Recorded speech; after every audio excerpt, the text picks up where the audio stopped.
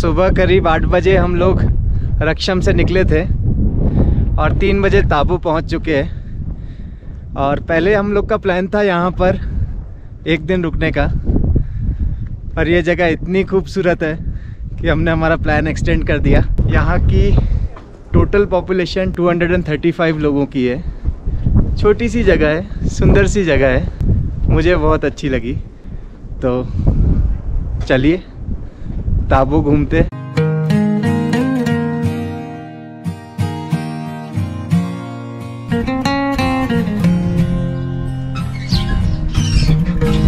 क्या मिलेगा भैया? मिलेगा जी आपका मोमो, थुप्पा, चाउमीन। इसमें क्या है थर्मस में? इसमें पानी है जी। अरे इतना सुंदर थर्मस में पानी रखा है जी, इसमें चाहिए जी। ताबो में ये एक दुकान है, साथ में रेस्टोरेंट भी है जहाँ पर लगभग सब कुछ ही मिल जाता है। बहुत बढ़िया सुपरमार्केट है, आपने मॉल बना रखा है यहाँ पे, इतना बढ़िया। छोटा सा गाँव है, खाना है, सब राशन है, और क्या आपका स्ट्रीट फूड है, रेस्टोरेंट है, सब्जियां हैं, फल है, सब एक ही साथ। सारा बिगेस्ट मॉल है गाँव। आप एंजॉय कर रहे हैं मॉल? बहुत मजा आ रहा है मुझे देखने में। डोलमा आंटी के मोमोज भी है यहाँ पर, अभी मैंने मोमोज ऑर्डर किए। बहुत ही टेस्टी, बहुत टेस्टी। इतना वेजी फुलफिल।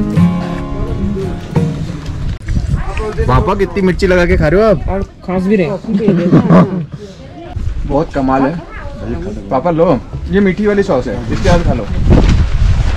इतना स्टफिंग है भर के, ये असली मोमो है पापा। लो पापा, एक लड्डू आप खाओ।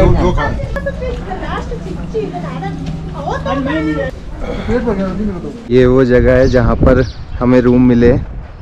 इस जगह का नाम है सोनम होम स्टे सिंस 1996। ये रूम है बढ़िया। ये सामने एक सिंगल बेड है, वो उधर एक डबल बेड है, और बाथरूम भी बहुत बढ़िया है।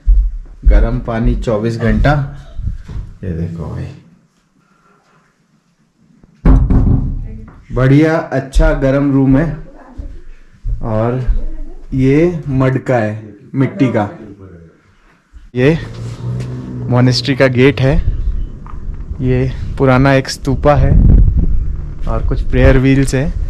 और इस गेट के पास में ही, गेट में एंटर होने से पहले ही मोनेस्ट्री की कुछ हिस्ट्री लिखी है। लिखा है कि ये मोनेस्ट्री 996 AD में बनाई गई थी। इस मोनेस्ट्री के अंदर बहुत सारी वॉल पेंटिंग्स है, म्यूरल्स है, स्टैच्यू है, स्कल्पचर्स है।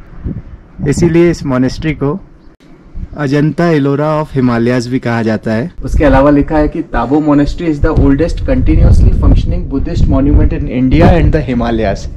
ये वो जगह है जहाँ पर बुद्धिस्ट मॉन्क्स प्रेयर करते हैं, मेडिटेट करते हैं। इतनी सुंदर जगह है, मिट्टी से बना हुआ इतना बड़ा स्ट्रक्चर, इतनी बड़ी मोनेस्ट्री, और जो यहाँ पर फीलिंग है, एक डिवाइन फीलिंग है। ये मोनेस्ट्री अभी बंद हो गई है, 6:30 बजे है। सुबह 9 बजे खुलेगी।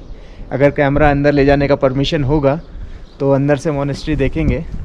अदरवाइज़ ये मोनेस्ट्री बाहर से भी बहुत खूबसूरत है।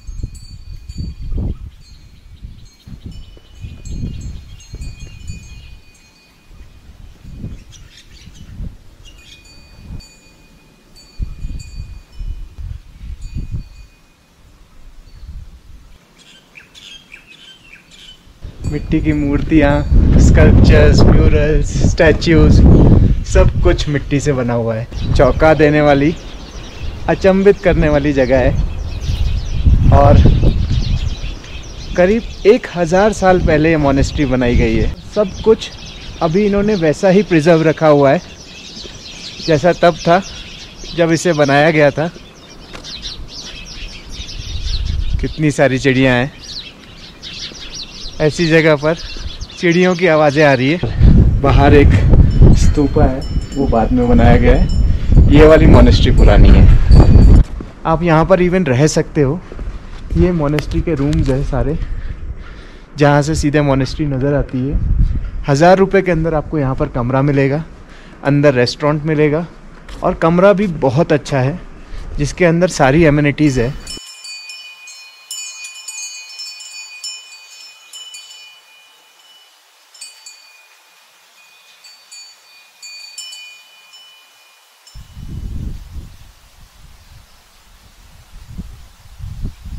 तो मोनेस्ट्री जो है अभी खुली नहीं है। यहाँ पर मोनेस्ट्री खुलने का टाइमिंग है सुबह 9 बजे से लेकर 1 बजे तक। फिर उसके बाद में 1 से 2 का ब्रेक होता है और फिर 2 से 5 बजे तक। पर बेल्स बज रही है। ये जो बुद्धिस्ट टीचिंग्स लेने के लिए आते हैं, शायद उनकी क्लासेस है। Please leave camera, mobile phones here, flash lights and photos are not allowed. अंदर लाइट और फोटोज़ अलाउड नहीं है और लिखा है कि किसी भी वॉल पेंटिंग को और स्टैच्यू को टच ना करें। तो मैं अंदर से तो ये मोनेस्ट्री और वो पेंटिंग्स नहीं दिखा पाऊँगा, पर बाहर से भी ये मोनेस्ट्री बहुत ही सुंदर है।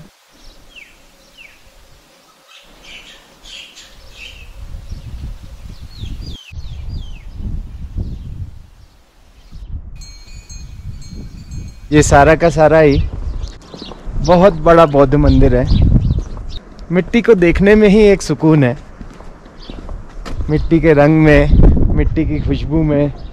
यहाँ पर बैठने के लिए बेंचेस बनाई हुई है। आप दिन में कभी भी, रात में भी यहाँ पर आकर के बैठ सकते हैं।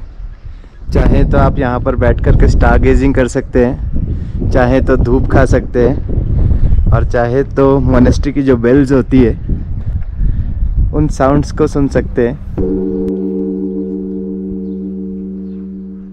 ये हम ये बेचते हैं ना सर, ये मोनेस्ट्री का है। जो बच्चे हैं यहाँ 200-300 जो फ्री एजुकेशन कराते हैं, उनको जो चैरिटी उनके लिए जाते हैं, जो भी ये उसमें फंड आते हैं। तो हम तो फ्री। अब मैं वही देखा, जितने भी इवन गाइडिंग भी कर रहे हैं जितने लोग, सब लोग फ्री सर्विस कर रहे हैं। फ्री सर्विस है यहाँ। जो अभी हमारे 2 बंदे हैं वो भी फ्री गाइड करेगा अंदर। एक तो मैं ये वाला ले लेता हूँ। ठीक है। मैं इनका खाली फोटो ले सकता हूँ क्योंकि ले लो। Thank you. ये मेन बुद्धा जी है जिनका अंदर स्टैचू है। वाह जी, ये दे दीजिए हमें। और ये बुक कितने का है? 300 के। तो अंदर ये वाली मेन मूर्ति है ना हमारा। ये पूरा पोस्टर है या एक सिंगल भी मिलेंगे ऐसे? सिंगल नहीं मिलेगा सर, ये पूरा सेट। अच्छा जी। ये फोटो इसके अंदर भी है। 960,050।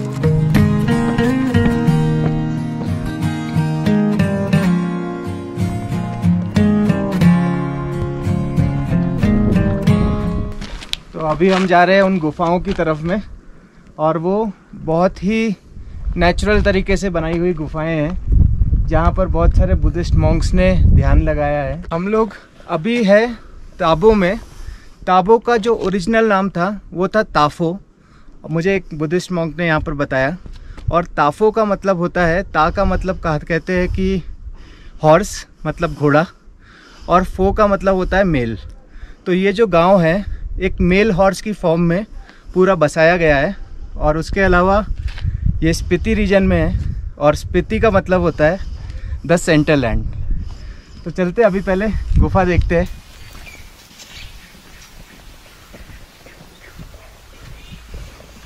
यहाँ पर लिखा है कि यहाँ से ऊपर जाना मना है, उसके अलावा आप अंदर जाकर के गुफाएं देख सकते हो।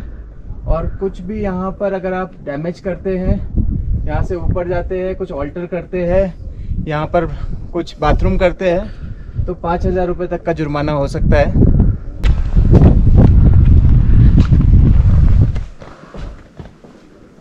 इस जगह को सिर्फ लकड़ी से, मिट्टी से और यहाँ पर ही जो पत्थर हुए उससे बनाया गया है। ये नेचुरल लाइट सिस्टम है, ऊपर से खुला रखा गया है जिससे लाइट सीधे अंदर आ जाए। उसके अलावा अंदर कुछ छोटी छोटी सी गुफाएं हैं। लॉर्ड गौतम बुद्ध के कुछ छोटे से स्टैचूज हैं, इसमें कितना नज़र आएगा पता नहीं है। ऐसी ही बहुत सारी छोटी छोटी गुफाएं हैं यहाँ पर। ये तो प्रॉपरली अभी आर्कियोलॉजिकल डिपार्टमेंट ऑफ इंडिया ने इसको प्रॉपर बना दिया है। अदरवाइज़ यहाँ पे जो गुफाएं हैं वो एकदम ही नेचुरल है, एकदम ही मिट्टी खोद के बनाई गई है, और अंदर से अभी भी बहुत ठंडी है। जब हमने इस रीजन की ये जर्नी शुरू की थी तब ताबो हमारी लिस्ट में कभी भी नहीं था, पर यहाँ पर आने के बाद ये जगह स्पिरिचुअली इतनी ब्लेस्ड है। हम लोगों ने अपना स्टे एक्सटेंड किया और उसके बाद भी अभी भी लग रहा है कि दिन कम पड़ गए।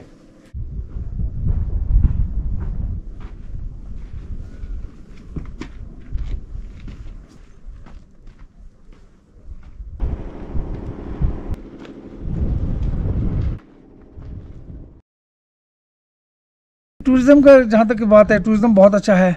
4-5 सालों से जितना टूरिस्ट जो है सर्दियों में आ रहा है उतना गर्मियों में भी आ ही रहा है। तो पहले सर्दियों में आता नहीं था, तो स्पीति में हमारा जो स्नो लेपर्ड बहुत फेमस हो गया है, उसको देखने के लिए देश विदेश से बहुत सारा टूरिस्ट आ रहे हैं। लेकिन टूरिस्ट आ रहे हैं, हमें बहुत खुशी है, पैसा मिल रहा है, लेकिन हमारे स्पीति में जो हमारा स्पीति टूरिज्म एसोसिएशन हो या एडमिनिस्ट्रेशन हो, वो जो है हमारे सफाई अभियान पे हमने कूड़ों को कहाँ रखना है। हमारे ताबो में एक डंपिंग यार्ड बना हुआ है, बहुत बड़ा यार्ड बना हुआ है, लेकिन सारे कूड़ों को हम वहाँ पहुँचा रहे हैं, लेकिन वहाँ सही ढंग से यूटिलाइज नहीं हो रहा है, क्योंकि कूड़े जो है वहाँ इकट्ठे करके रख दिया और हवा में उड़ जाते हैं और स्पीति नदी में चले जाते हैं।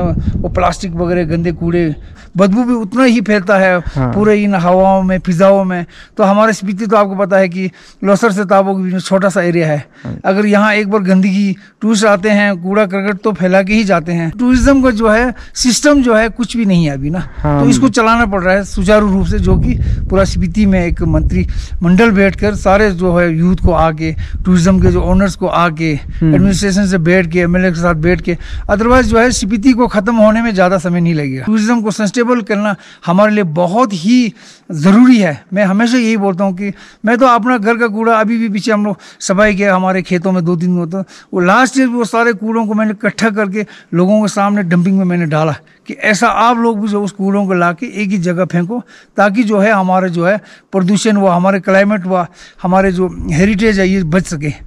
तो हम ये चाहते हैं कि स्पीति में सस्टेनेबल टूरिज्म हो, बहुत ही अच्छा रहेगा। तो जो भी टूरिस्ट आ रहा है उन्हें भी समझने की बहुत ज़रूरत है कि अपने साथ में प्लास्टिक ना लाए, क्योंकि आप लोग भी कहाँ डिस्पोज करोगे, है ना? Right sir, right. तो वो बहुत ज़रूरत है यहाँ पे। और बाकी आपकी सोच अच्छी है, अगर आप जैसे लोग यहाँ पे 4 लोग भी जुट जाते हैं और जैसे अंदर मंदिर में ठान लिया कि हम अंदर फोटोग्राफी नहीं होने देंगे, हम लोग हमारे ताबों में तो प्लास्टिक नहीं आने देंगे। हाँ, प्लास्टिक के लिए हम काफ़ी कड़ी मशक्कत कर रहे हैं। तो अभी हमारे सीएम साहब भी आ रहे हैं 15 तारीख को, तो उनसे भी हम यही मांग रखेंगे कि ताबो के लिए जो है एक छोटा सा जो है कूड़ा संयंत्र मशीन बोलते हैं उसको ना, मैन यही चीज़ है स्पीति को ना बचाने के लिए। बाकी तो स्पीति को हमारे कहावत भी है, संगमा पीती धेमो पीती, तो ये सब हमारे लोकल में बोलते हैं ना, साफ स्पीति, स्वच्छ स्पीति। तो वो तभी होगा, हम सब जागरूक होंगे। तो मेरी ये संदेश जो है आप मानिए सीएम साहब और हमारे रवि ठाकुर जी, तो माननीय सीएम वहाँ तक साहब, आपने मेरी इस आवाज़ को पहुँचाना है जी। ये आवाज़ ज़रूर पहुँचेगी, खाली उन तक नहीं पहुँचेगी बल्कि यहाँ आने वाले हर टूरिस्ट तक ये आवाज़ पहुँचनी चाहिए कि आप एक रिस्पॉन्सिबली यहाँ पे आओ, और जब आ रहे हो तो प्लास्टिक लेकर मत आओ। इस जगह को जैसा आप आने पहले था वैसे ही छोड़ के जाओ। खाली 1-2 आदमी जागरूक होने का गाँव में हम कर रहे हैं, भरपूर कोशिश कर रहे हैं कि सफाई पे किसी भी एंगल में नहीं जी। आज हमारे सीएम साहब है, वो बोलते हैं व्यवस्था परिवर्तन होगा, तो हम यही चाहते हैं कि व्यवस्था परिवर्तन हो और ज़्यादा से ज़्यादा यहाँ पे कुछ रिसाइकलिंग का बंदोबस्त किया जाए। जो भी कचरा आता है उसको किस तरीके से रीयूज किया जाए। हमारे स्पीति के कुछ एरिया ऐसे हैं कि जहाँ पानी की बहुत कमी है, बर्फ नहीं पड़ा। आजकल भी पूजा चल रहा है हमारे स्पीति के 5 गुम्बा में। वो क्यों चल रहा है? वो बोल रहे हमारे पहाड़ों को गंदा हो गया, हमारे पर्यावरण दूषित हो रहा है, तो इसलिए हम लोग बहुत टाना माना कर रहे हैं, मतलब चैंटिंग वगैरह मंदिरों में पूजा कर रहे हैं। लेकिन अब जो चीज़ को खराब हो उसको दोबारा साफ करना पड़ेगा ना। तो उसके लिए हमें अगले साल से ये मन में ठानना पड़ेगा कि कहीं भी कोई प्लास्टिक वगैरह ना जले, ना दिखे, ना जले, ना दिखे, ना यहाँ पहुँचे। हाँ, ये सबसे सरकार से भी ये प्लास्टिक वगैरह ये चीजें ऑलरेडी बंद कर देने चाहिए। स्पीति छोटा सा एरिया है, इसको साफ रखने में सबका सहयोग मिलेगा तो ज्यादा मुश्किल भी नहीं है ना। मन में बना लेके हमने बिल्कुल आपका एक चिंगम या मिठाई का जो उसके बाहर का वो भी हम अपने जेब में डाल के पूरा धान में ही डालेंगे करके सोच लेके आएंगे, तो कभी स्पीति गंदा नहीं होगा।